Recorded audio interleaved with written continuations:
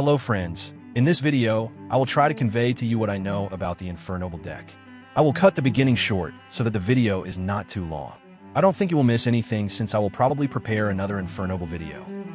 Infernoble deck has always been a strong deck and will continue as long as the soul exists. In the Infernoble deck, we may need to change the cards we are searching for in our combo, depending on the situation in our hand. Therefore, if I try to explain all the possibilities, it will inevitably be a 2 to 3 hour video. You can find my decks in the description. I didn't mention pile decks because they are harder to play, but I can talk about them later if you want. Without further ado, let me show you some sample combos. Opening hands with Sublimation Knight is a scenario we always want to see. With Sub Knight, we can easily do this linear combo as we open hands. Of course, I have to say that Museum and Sub Knight can diversify the combos, but it would be more beneficial to start by learning the simplest form. You can add Renault for the next turn if you want, but I add Ika the Flame Buddy for the most effective combo, because without him, we can't lock our opponent's ability to use spells and traps.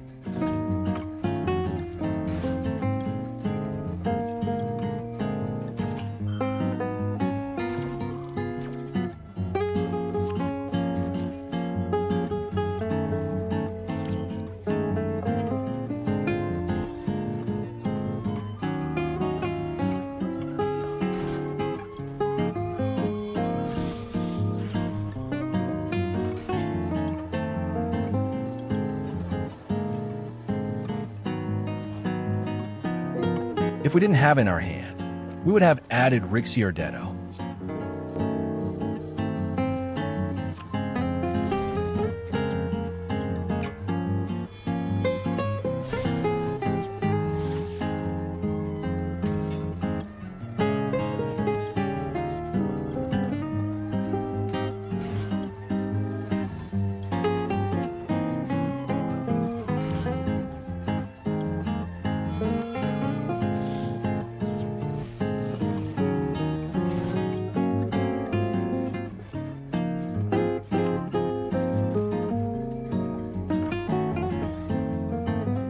If our combo progresses without problem, we always add Almas to our hand with Museum. Also, I personally always use Turpin to equip Angelica, because being equipped by him only makes you a tuner.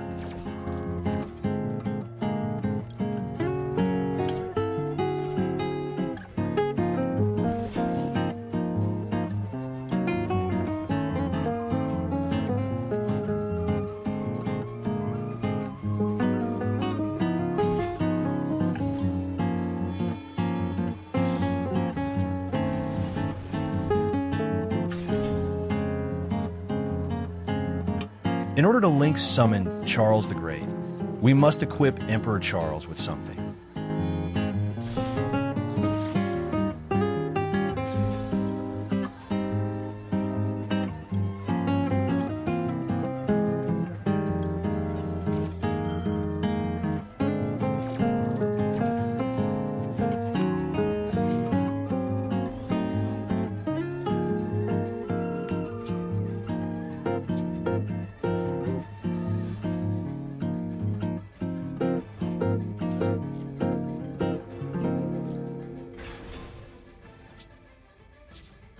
The end phase is very important. We should always try to equip Angelica's Angelic Ring to Great Charles. Also, if we manage to add Ika to our hand, we should also equip Great Shogun Shuren to it. Another very important point is that one of the link arrows of Ra-Ten, the Heavenly General, must be left empty.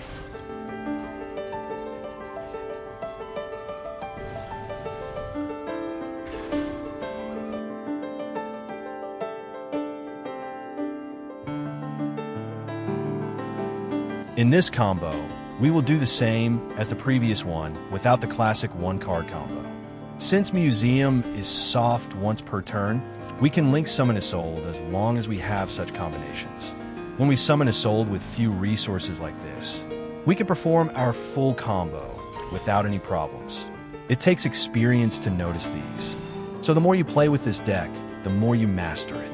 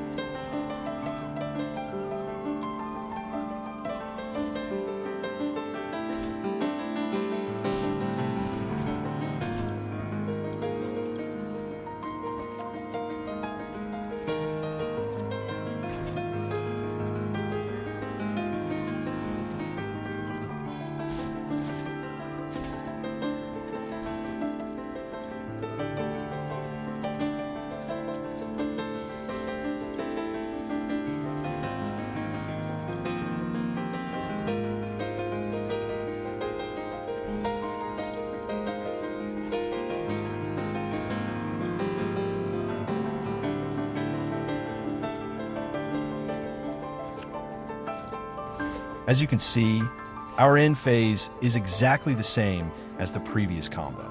Maybe a little better.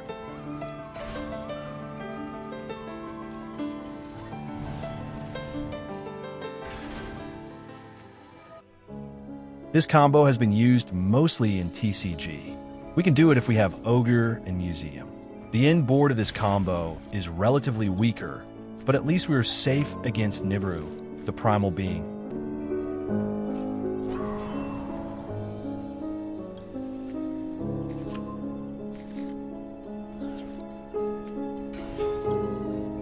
With Ogier's effect, we send Immortal Phoenix, Gear Fried, to the grave so that we can get him from the grave with Renault. Let's special summon him as soon as possible, and he protect us from a Nibiru.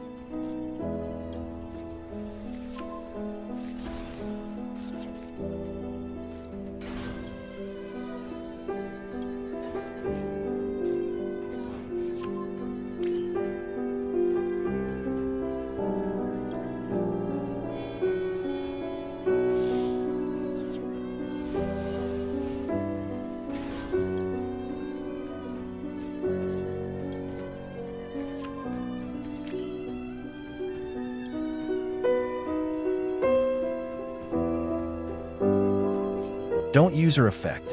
That is why we run 2 copies of her.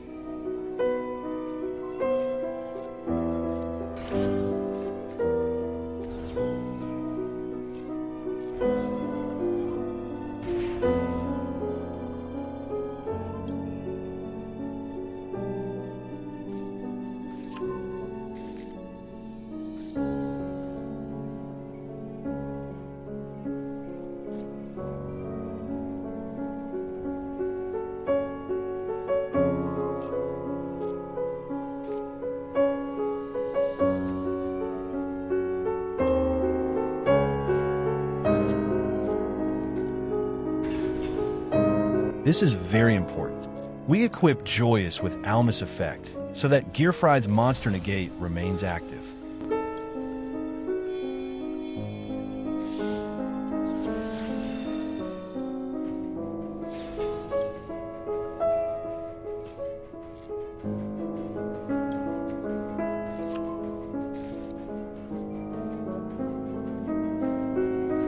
At this point, unfortunately, Angelica's Angelic Ring will not be on our end board since we could not send it to the grave.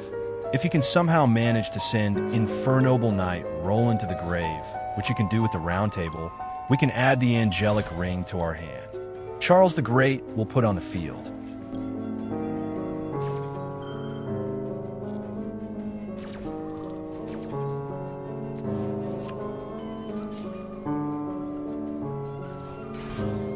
Since we didn't use the other effect of Angelica, Princess of Noble Arms, we synchro summon her again.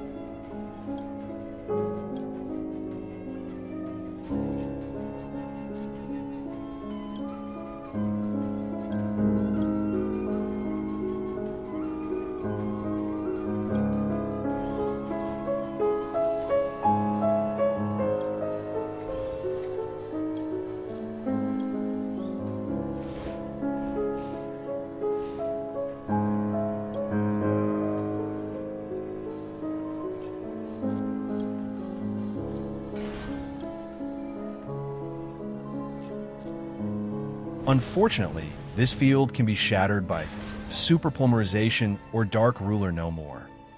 Now we will play with the standard version of the Infernoble deck, which is a bit expensive. In this combo, I will show the best end board we can make with the deck. If we can make a sold with one card combo or such spare resources, and we have Diabellstar in our hand, we will make our most fearsome end board.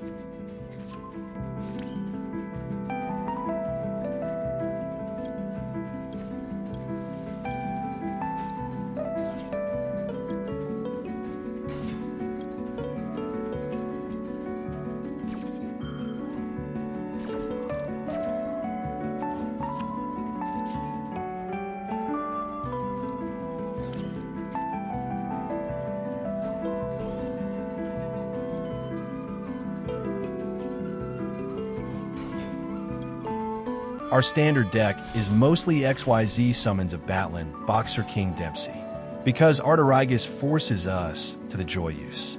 Also, that line locks us to Warriors early. But the combo we are doing now won't lock us until the very end.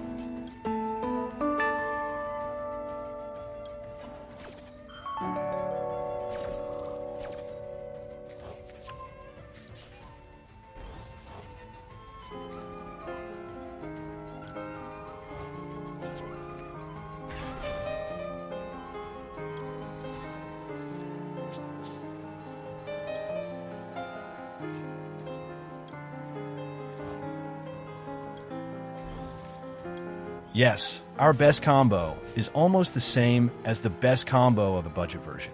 The only difference is that we have the ability to destroy one special summon monster thanks to Promethean.